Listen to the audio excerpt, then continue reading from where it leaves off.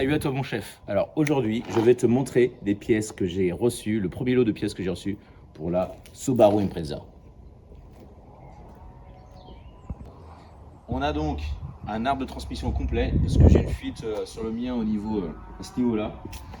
Et ça s'étaille plus chez Subaru. Donc j'ai trouvé un arbre d'occasion complet en bon état. On a les deux katas. Je les ai plus sur les miens. On a les tôles pare-chaleur du turbo. Je les ai plus sur le mien non plus.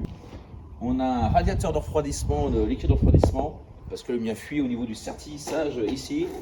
Alors j'ai pris un beau radiateur en aluminium type performance. Donc là, nickel, non seulement ça va plus fuir et en plus ça va bien refroidir. On a des petits joints spi gauche et droite, l'arbre de transmission avant qui fuit sur l'Impreza, donc avec forcément l'huile de boîte, un petit filtre à huile qui entretient et un aileron de STI. Parce que une Subaru Impreza, à mon sens, qui n'a pas le look STI, je trouve ça pas terrible. Et celui-là en plus, il est en ABS, il n'est pas en fibre. Il y en a beaucoup qui sont en fibre. Et en fibre, il faut un peu des vagues. Il faut que je vous montre sur la Z, je vous montrais tout à l'heure. On voit bien qu'il y a des sacrées vagues. La fibre, c'est jamais parfait. Et là, du coup, c'est du plastique injecté. Et du coup, c'est parfaitement lisse. Il est juste à repeindre pour vraiment avoir le ton carrosserie. Et ça devrait nickel. Ça devrait voir de la gueule avec ça.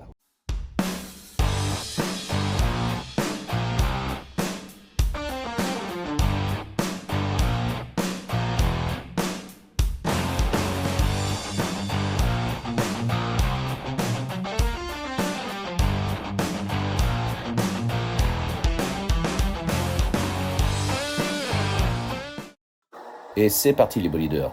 On va donc commencer cette première vidéo de mécanique par changer l'arbre de transmission au complet. Donc on voit l'arbre ici complet à changer qui va de la boîte jusqu'au pont arrière. Et ici on voit la pièce qui est défectueuse, on voit bien que le soufflet est déchiré avec de la graisse partout. Et ça ne se détaille plus chez Subaru, donc on change l'ensemble. Pour cela, on commence donc par déposer la ligne intermédiaire d'échappement avec les deux boulons arrière et les deux boulons devant. Et on va faire ça en essayant de ne pas se la prendre dans la gueule et pas se blesser, ça serait pas mal. Ensuite, on dépose le carter de protection de l'arbre. On peut à présent avec ces deux premières vis de l'arbre au niveau du pont.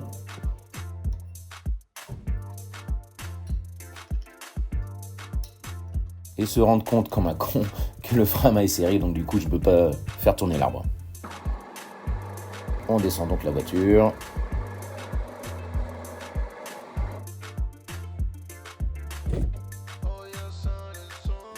On redessert le frein à main.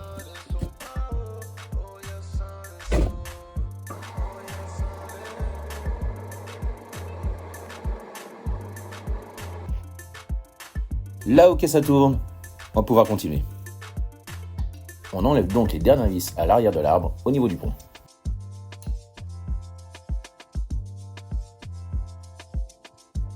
On peut enfin tourner l'arbre pour accéder aux dernières vis.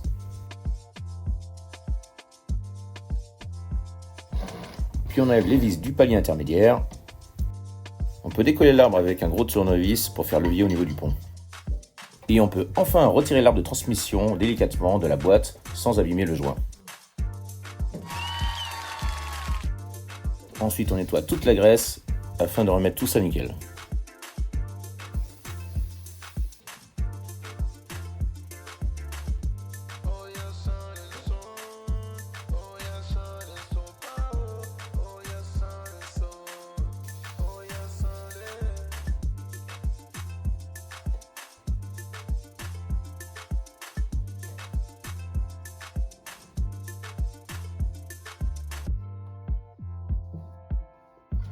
Et maintenant, on va pouvoir poser le nouvel arbre de transmission.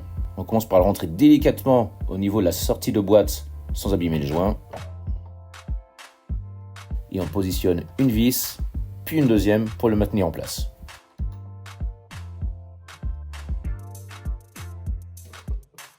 Par la suite, on peut remettre en place le palier intermédiaire.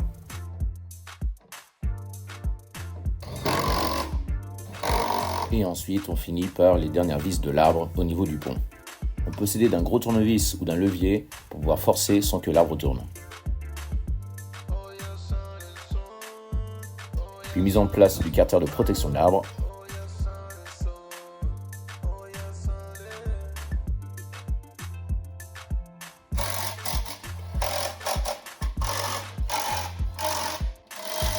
Et pour finir, on peut remettre la ligne intermédiaire d'échappement.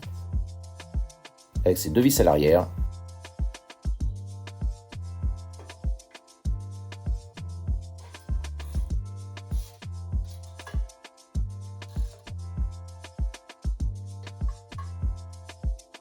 Et ces 2 vis à l'avant.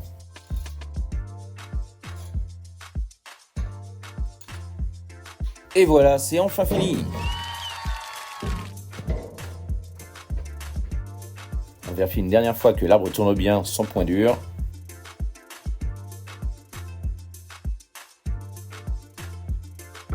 Et on peut enfin descendre la Impreza.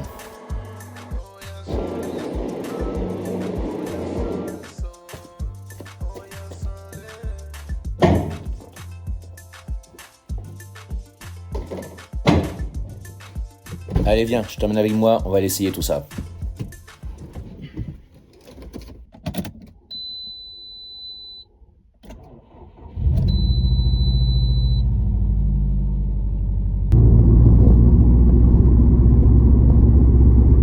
Donc comme je l'ai expliqué, on va faire un petit tour tranquille, qui a fait qu'il n'y ait pas de vibrations et tout ça.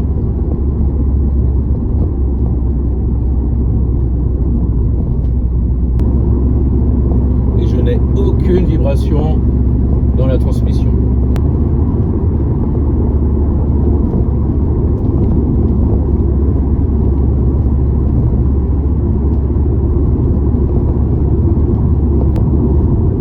C'est nickel. Alors après plusieurs essais routiers, il y avait un léger clac clac clac clac clac de vibration, souvent au ralenti, et je me suis rendu compte que c'était la ligne ici qui touchait le palier. Donc j'ai simplement desserré les 2 écrous ici, j'ai tiré la ligne d'échappement et en même temps je les ai resserrés. Et là j'ai assez de battements, ça ne va plus toucher le palier. Problème résolu. Dis-moi en commentaire ce que tu as pensé de ce petit format tuto mécanique. Et à bientôt les bolideurs pour de nouvelles aventures de bolidage.